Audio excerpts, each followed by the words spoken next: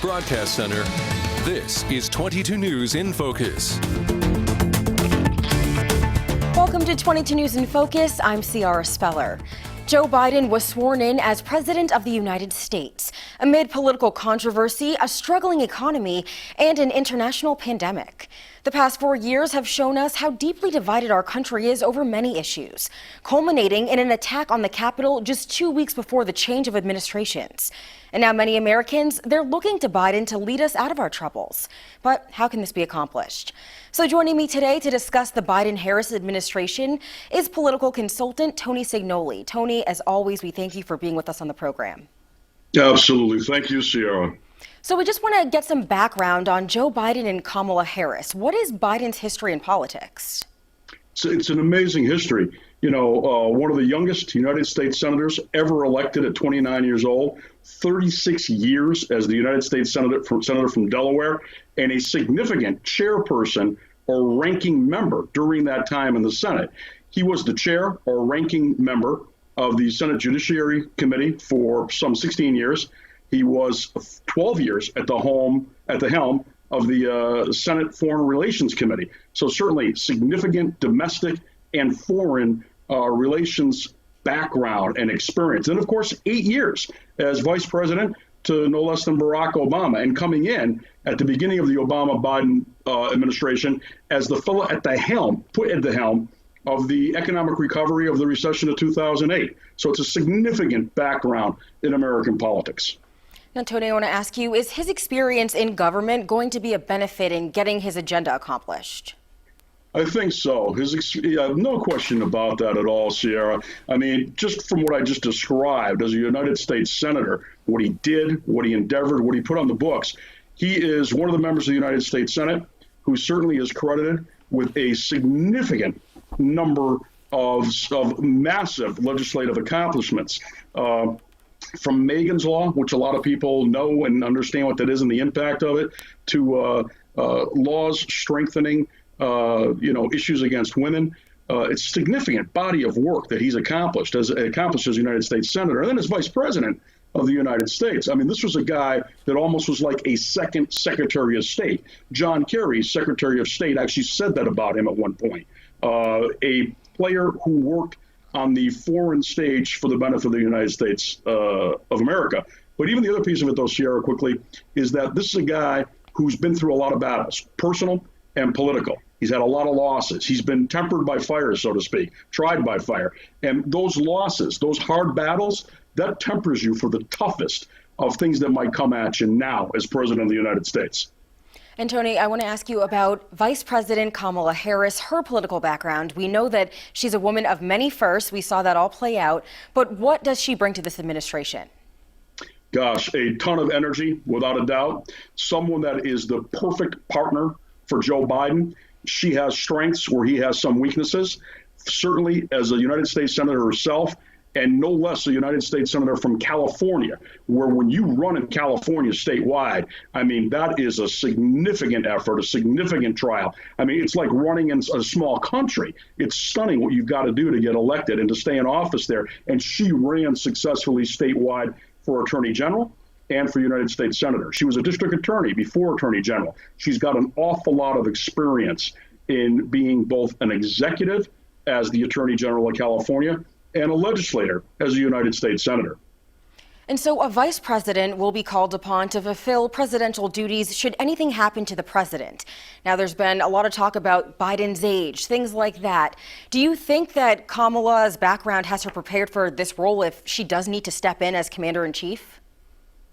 When you take a look at history and the folks who have served as vice president of the United States, those few who have had to succeed a president, like Teddy Roosevelt succeeding for McKinley when he was assassinated, like Johnson succeeding for Kennedy when he was assassinated.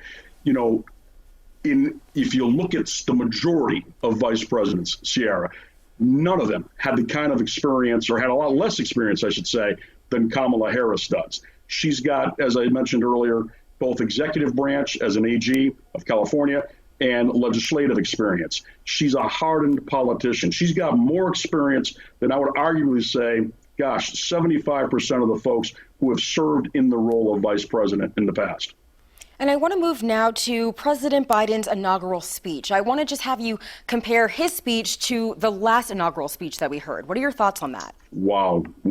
Certainly a extreme contrast to the last inaugural speech that we heard to Donald Trump's. Night and day. Trump, darkness, carnage. Biden, the perfect message of hope and reality at the same time. This was not a panacea that he put forth. This wasn't a utopian diatribe of how everything's going to be great and wonderful. It was the exact opposite. It was so similar to Franklin Roosevelt's first inaugural. It was somber in its tone, and it had lines in it that are going to be remembered for a long time. Very much like JFK, there was a concept or an aspect of hope and what we needed to do, a challenge to the United States, rise up together to try to meet the challenges before us. It was a perfect message at this time, whether you like them, don't like them, Democrat, Republican, whatever. I mean, even significant members of the Republican Party are saying that was a darn good speech and well delivered as well. And is that what you were expecting from him? You know, as I said, Americans, they're hopeful and they're hoping that we can come out of these times, and just hope is the word that everybody's using. Is that what you thought that he would do? Very much so, and not just because I've known him for a long time, not just because I know some of the people around him, but there's something significant happening with this presidency. This is someone who will not run for re-election to the presidency. This is someone who is at the end of his career, who, as I mentioned earlier, has had a lot of tough breaks in life. He's been tempered by trials, by tragedies. His mortality clock is kicking. He's 78 years old. And what I think you're seeing from Joe Biden, he understands this is his legacy. This is his moment and his opportunity after all these years in politics, in elected office, to really do something of meaning. I don't think this is a political game or a political calculation, what he's doing, how he's doing it. This isn't about Democrats over Republicans. The concepts, the calls for unity, I don't think it's hollow. I think it's actually really what he just doesn't believe, but what he knows he's got to do to try to save the nation where we are right now. No president since Lincoln or FDR has faced the challenges that Joe Biden does, or at least on the same level. There are great similarities with those two presidents. Biden understands that, and he knows there's a finite amount of time to really get something done. So, yeah, I think Joe Biden's got the goods right now and the drive to do or to come close to delivering upon what he knows the nation needs. All right, Tony Signoli, thank you. And when we return, we're going to talk about what President Biden's plan is for his first 100 days in office. You're watching 22 News in Focus. Thanks for joining us back here on 22 News in Focus. Today we're talking about the Biden-Harris administration with political consultant Tony Signoli. So, Tony, in the days leading up to the inauguration, President Biden had already begun planning cabinet appointments and proposing new policies. I want to ask you, who's going to be in the cabinet and what are their chances of being approved by the Senate? Well, it's an amazing cabinet selection. Democrat or Republican, you take a look at who these folks are and what they've done and what they've accomplished. This is an all-star cast, most definitely in keeping with Biden knowing that he has to bring a team to the field who can play quickly, get on the field, and score again and again and again for America, given the challenges that we face. Biden promised in the campaign and after the election that his cabinet would look like and reflect the nation, the makeup of the nation. When you take a look at this cabinet, half of the cabinet are women.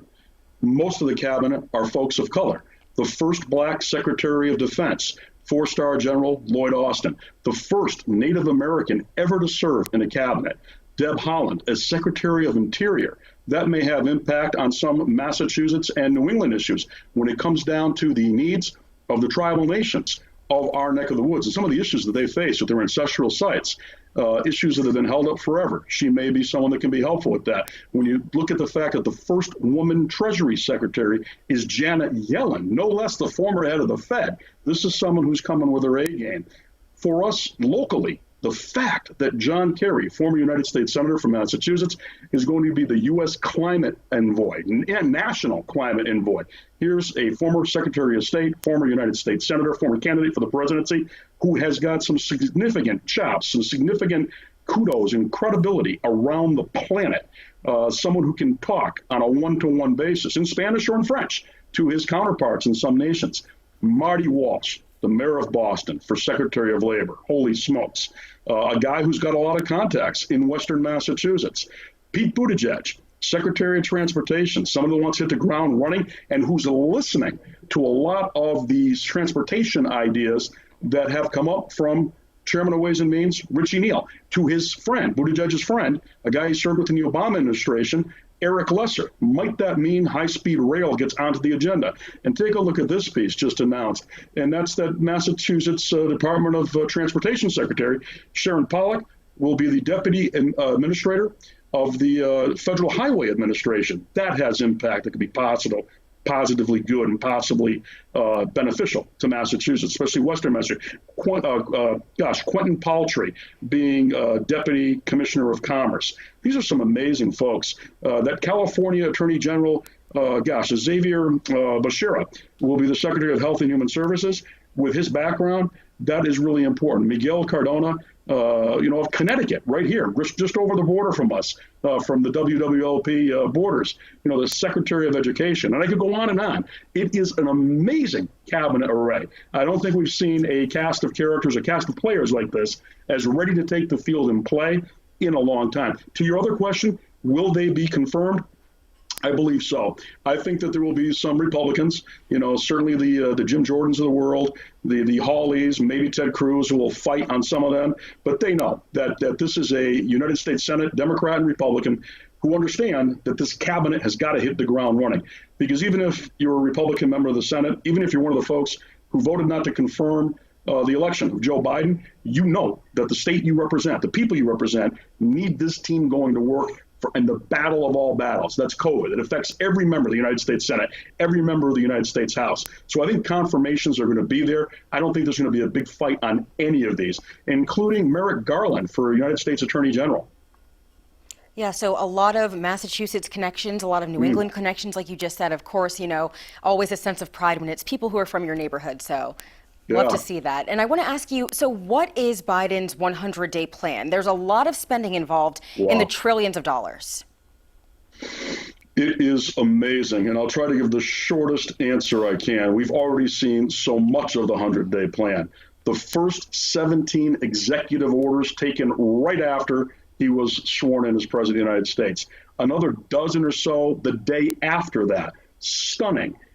Part of that plan certainly is taking America in a different direction than Donald Trump had taken us, rejoining the Paris Climate Accords, definitively stopping the Keystone Pipeline, stopping oil and mining efforts in Alaska. All these things with a stroke of the pen using executive privilege and power.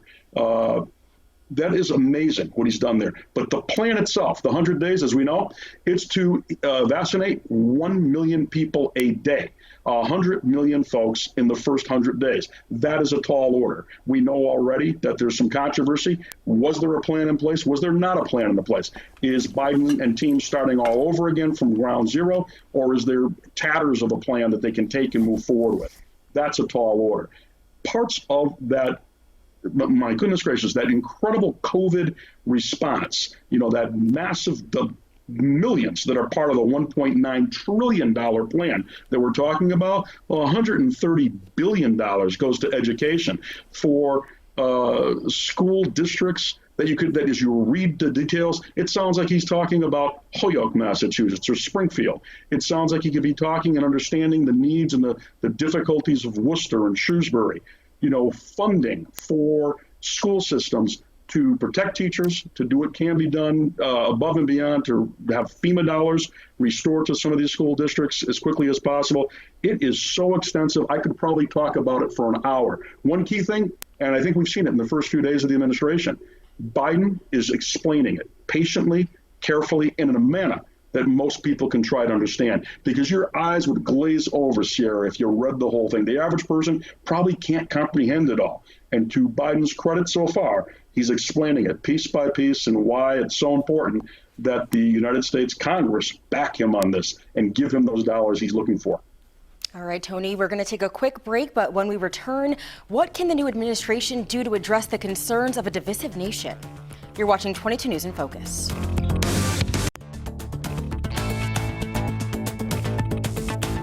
Welcome back to 22 News in Focus. Today we're talking about the issues facing the new Biden-Harris administration with political consultant Tony Signoli.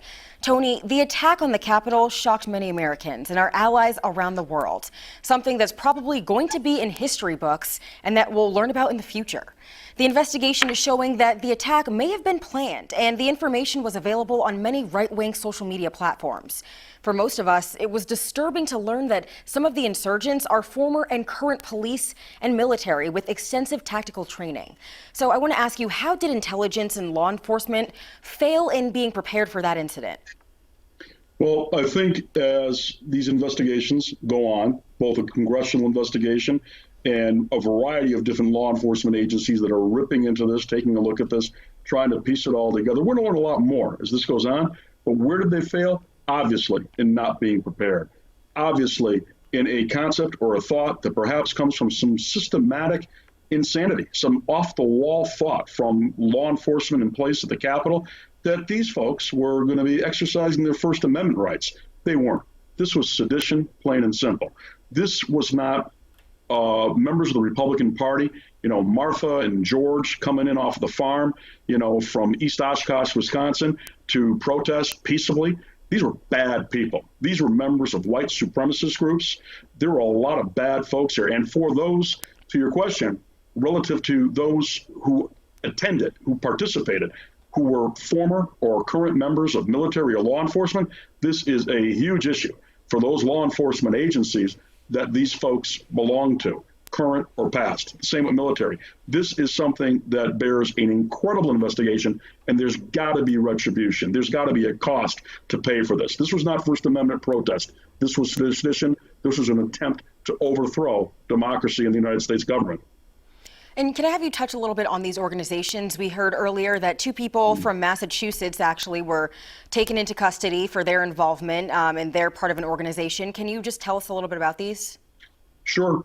There were a lot of folks who profess to be members of QAnon, who believe in that philosophy, who, for lack of a better way to say it, normally I would say God bless everyone and their beliefs as long as they, believe them peaceably and protest in the right way. But some of these folks, clearly, it's just as if they're brainwashed by things that make absolutely no sense. But specific to your question, who were some of these folks? Well, we know for sure now that some of these folks were part of hate groups, anti-Jewish groups, anti-LGBTQ groups, certainly white supremacists, from Proud Boys to Michigan militia members. These are some really, really bad actors and characters, some of the worst of the worst.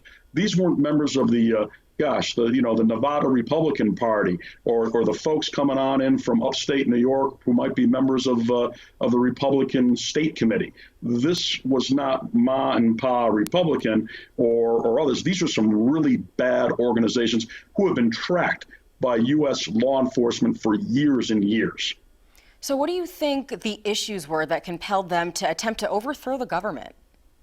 They actually believed that the election had been stolen, despite the fact that 50 different judges, most of them appointed by, over the course of time, by Donald Trump or Republican judges, we've consistently said no evidence of this at all happening.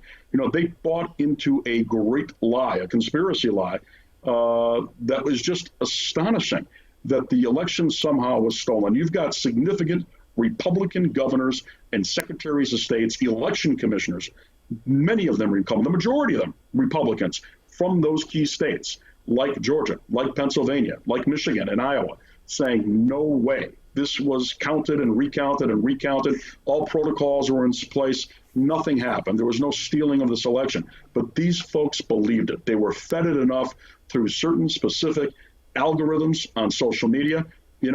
A lot of the blame certainly goes to Donald Trump and his call for them to march on the Capitol. But there's another aspect. There's a lot of bad actors and bad characters out there who belong to some of the organizations we just talked about, who stoked these folks up. In some instances, people unwittingly not asking questions, not doing their homework on what's real or what's not.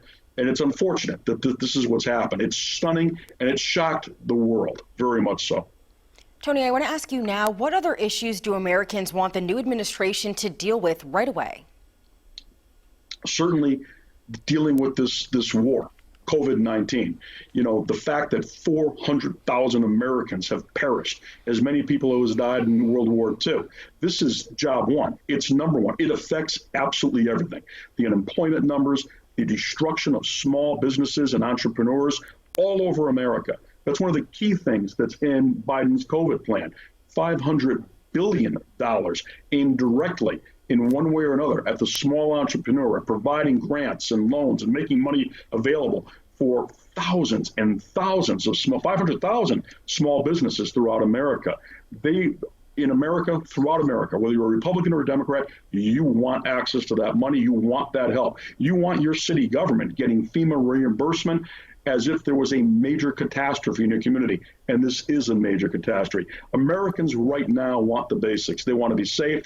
They want to get back to an America that once was. They want their kids back in school safely, if that's possible. They want and they need that which impacts their pocketbook, their wallets, and allows them once again to pursue the American dream. It's not a Republican thing or a Democratic thing. It's a real thing that average, regular Americans have got to have, and that they're counting on Joe Biden to deliver. Even Republicans who voted for Donald Trump, they want to see this get done by Joe Biden. All right, Tony Signoli, as always, we appreciate your insight, and I'll have some final words when we return. You're watching 22 News in Focus.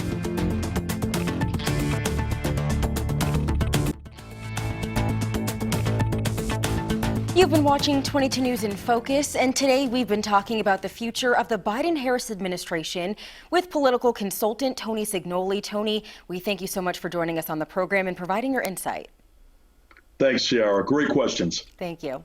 And that is it for our program today. We thank you at home for watching, and if you missed any of it, you can watch it in full on our website, wwlp.com. From all of us here at 22 News, we wish you a wonderful day.